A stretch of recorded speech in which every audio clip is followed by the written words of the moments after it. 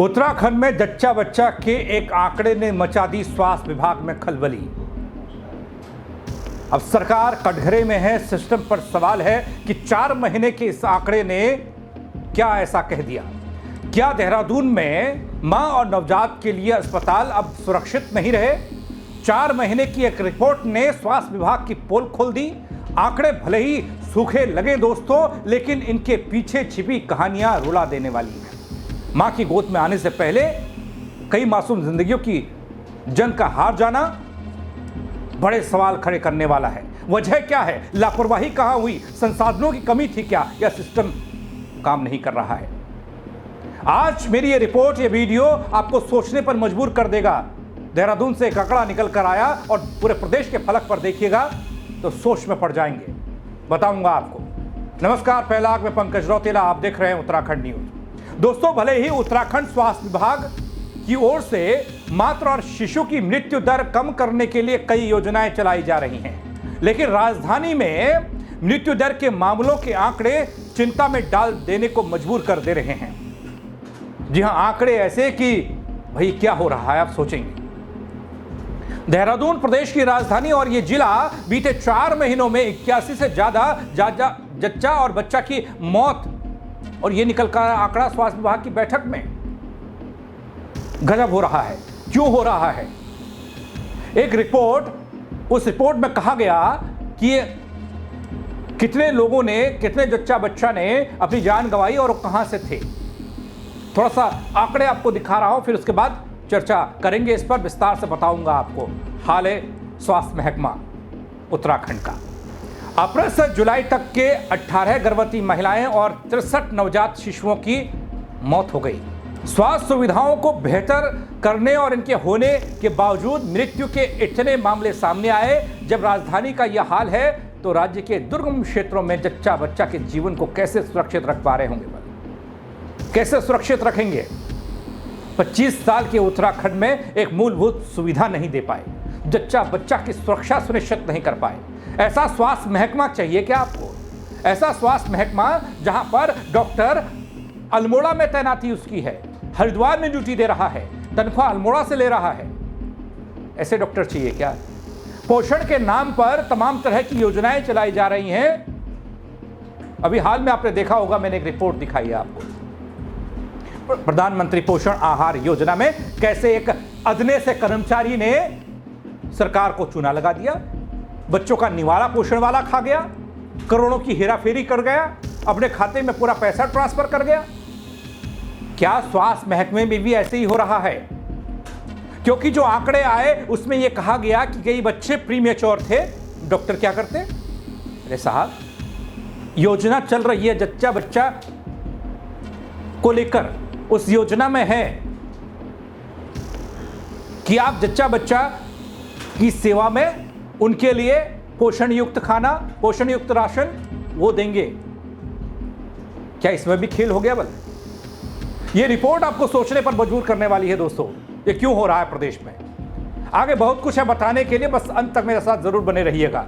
दोस्तों, हाल में देहरादून सीएमओ की अध्यक्षता में मातृ एवं शिशु मृत्यु बैठक हुई इस दर को लेकर, जिसमें सामने आया कि 4 महीने बीते, जिसमें 18 गर्भवती महिलाएं और 63 नवजात शिशुओं की मौत दर्ज हो गई। अकेले देहरादून जिले की बात हो रही है। देहरादून के मुख्य विकास अधिकारी ने सरकारी और निजी अस्पताल, ब्लॉक चिकित्सा अधिकारियों, एएनएम और आशा कार्यकर्ताओं से रिपोर्ट जुटाकर मृतकों के परिजनों से मृत्यु के कारणों की जानकारी लेकर विश्लेषण किया जाए, ये बात कही। आप खुद सुन लीजिए। 81 जच्चा बच्चा की मौत के संबंध में, उसमें से जो 63 हैं वो हमारे बच्चों की डेथ हुई है, 0 से 5 साल के बच्चों की, और जो 18 जो है वो मातृ मृत्यु जो है वो रिपोर्ट की गई। इस 18 में से सिर्फ जो 6 जो है वो हमारे देहरादून के जो निवासित जो माताएं थी उनकी डेथ हुई है। बाकी जो 12 हैं वो अन्य या तो जनपदों से हैं या अन्य प्रदेशों से जो है इलाज कराने के लिए आई थी, वो है। तो इस तरह से हम बात करें तो 6 सिर्फ हमारी मातृ मृत्यु देहरादून जिले की है अंदर की, और 63 जो है हमारी वो बच्चों की 0 to 5 ईयर्स की जो है उसमें वो मृत्यु। देखिए, लगातार हमारे द्वारा इसमें समीक्षा भी की जाती है, और जहाँ तक हम मातृ मृत्यु की बात करें तो एक तो हाई रिस्क प्रेगनेंसी को समय से पहचानना, और उसके बाद समय से उनका संबंधित जहाँ अस्पताल में इलाज हो सकता है वहाँ उनको रेफ़र किया जाना। जो हमारे डिलीवरी पॉइंट हैं उनको स्ट्रेंथन किया जाना, वो हम कर रहे हैं कोशिश कि हमारे जो डिलीवरी पॉइंट हैं उनको हम स्ट्रेंथन करें, और जो मरीज़ का जो रेफरल है वो नियमानुसार हो, टाइम से रेफरल हो, रेफरल के लिए समय से उसको वाहन उपलब्ध हो जाए, और जहाँ पे उसको रेफ़र किया जा रहा है वहाँ उस अस्पताल में भी बात कर ली जाए कि वहाँ पर सुविधा उपलब्ध है कि नहीं है, जिससे कि मरीज़ का समय ख़राब ना हो।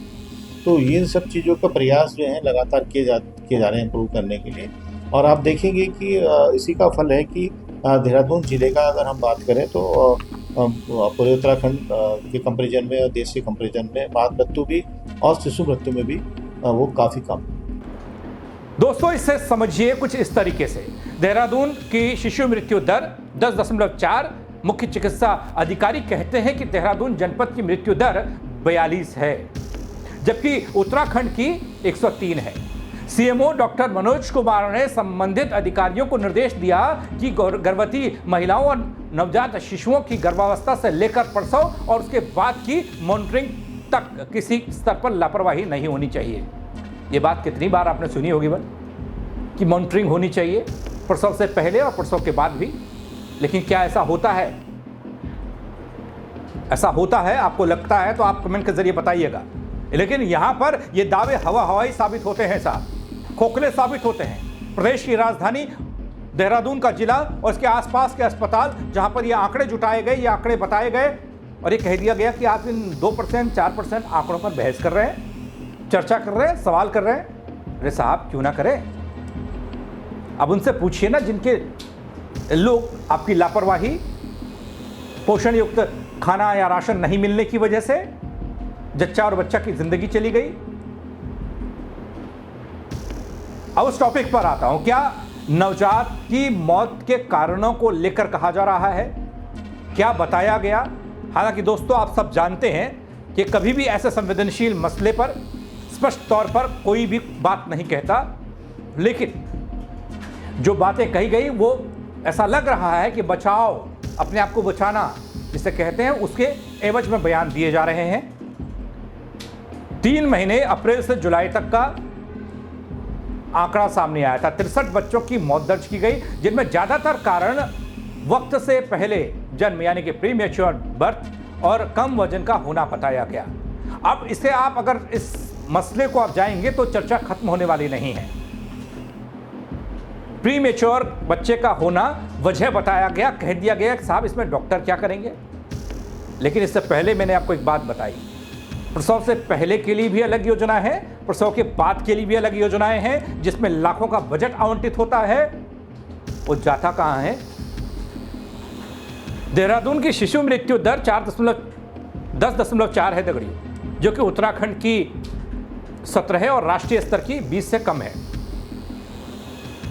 दोस्तों, आंकड़ों की ये फहरिस्त सिर्फ संख्या नहीं, उन सपनों की अधूरी कहानी है जो जन्म से पहले ही बुझ गई।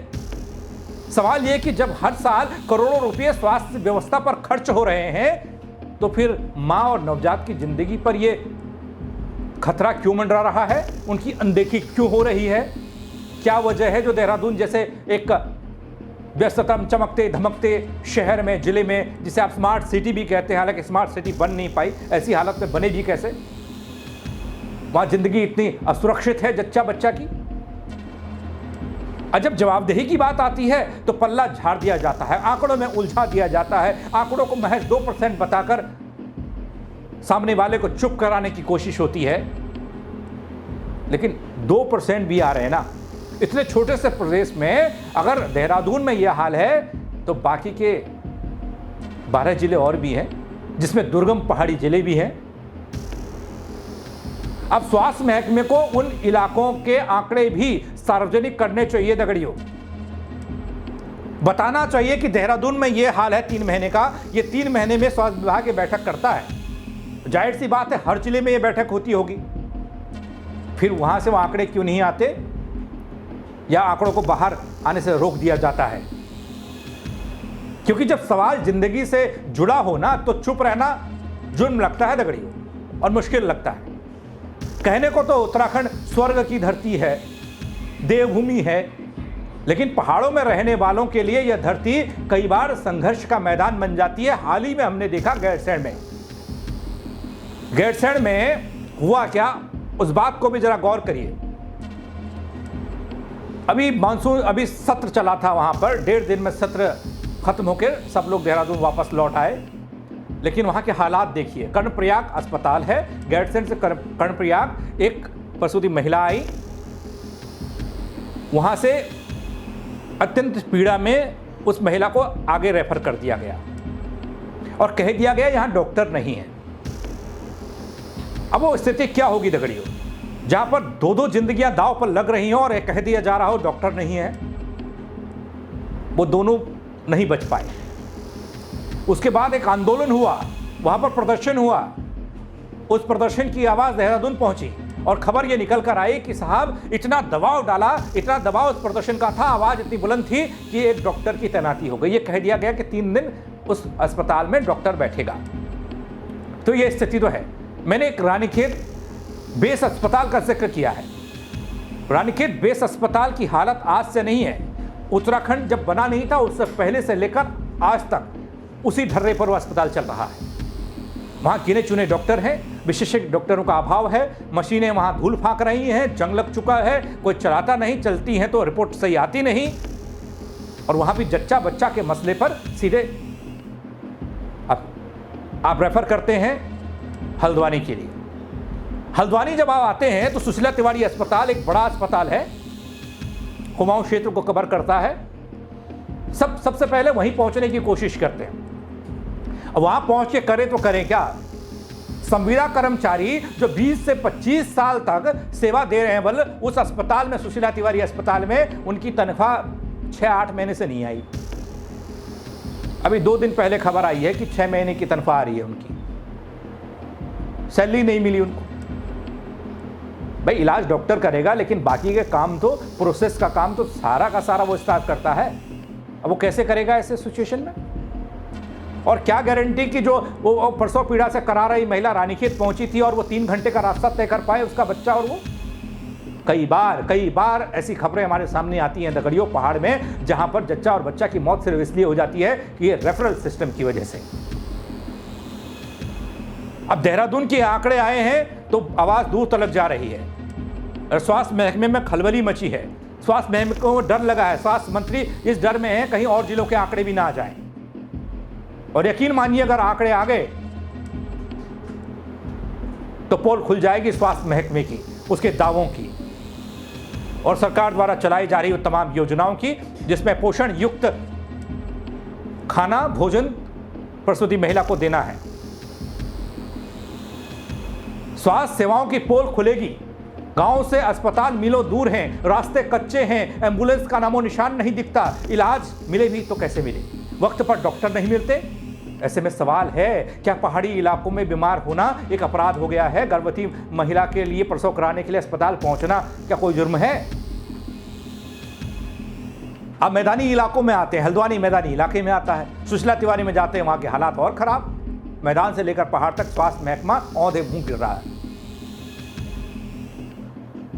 सवाल अक्सर रहता है कि मैदान के अस्पतालों को ही देखा जाता होगा, क्योंकि पहाड़ तो अक्सर चढ़ते नहीं है, लेकिन मैदान में भी हालत खराब है। देहरादून और उसके आसपास की जो रिपोर्ट आई, आंकड़े आए, वो और ज्यादा चिंता वाले हैं। अब क्या मान लिया जाए दोस्तों कि यहां हालात खराब ही रहने वाले हैं? उत्तराखंड को स्वास्थ्य के मानचित्र पर ऊंचाई तक ले जाने की बातें खोखली हो गई। क्या हकीकत में इन ऊंचाइयों तक इलाज पहुंच रहा है, जहां हर दर्द की कीमत सिर्फ इंतजार होता है? या फिर जैसा देहरादून में देखने को मिला, 4 महीने में 81 जच्चे बच्चे की जान चली गई। पूरे प्रदेश के अस्पतालों की जांच होनी चाहिए, आंकड़ा प्रदेश की जनता के सामने आना चाहिए। और यकीन मानिए अगर ये जांच हो गई, आंकड़े बेहद डरावने वाले होंगे दगड़ियों, बेहद डराने वाले होंगे, क्योंकि वहां तो सड़क भी नहीं है। कई तस्वीरें कई बार जिक्र हुआ है कैसे अस्पताल तक महिलाओं को पहुंचाया जाता है। तो अब ये जच्चा बच्चा के आंकड़े, मौत के आंकड़े खलबली मचा रहे हैं और स्वास्थ्य विभाग बंगले झांक रहा है। क्या कहेंगे इस खबर को लेकर आप? आपके इलाके में अस्पताल की हालत कैसी है, स्वास्थ्य व्यवस्था का हाल कैसा है? वो पोषण युक्त जो अनाज दिया जाता है, जो राशन दिया जाता है गर्भवती महिलाओं के लिए, क्या वो वक्त पर मिलता है? उसमें मिलता क्या क्या है? क्योंकि जो कंपनियों को टेंडर दिया जाता है दोस्तों, उसमें बहुत बेहतरीन चीज़ें लिखी जाती हैं, महंगी चीज़ों का जिक्र भी है। और मैं यकीन के साथ कह सकता हूँ कि उसका 10% 15% भी पहाड़ी इलाकों में पहुँच रहा होगा, तो गनीमत है। आप कमेंट करके बताइएगा और खबर को लाइक करिएगा, शेयर करिएगा, लोगों तक पहुंचाइएगा, ताकि वो लोग भी अपनी आवाज़ कमेंट के जरिए मुझ तक पहुंचा पाए और मैं बता पाऊँ स्वास्थ्य मंत्रालय को, स्वास्थ्य मंत्री धन सिंह रावत जी को। मेरे साथ जुड़ने के लिए आप सबका बहुत शुक्रिया दगड़ियों। जय उत्तराखंड।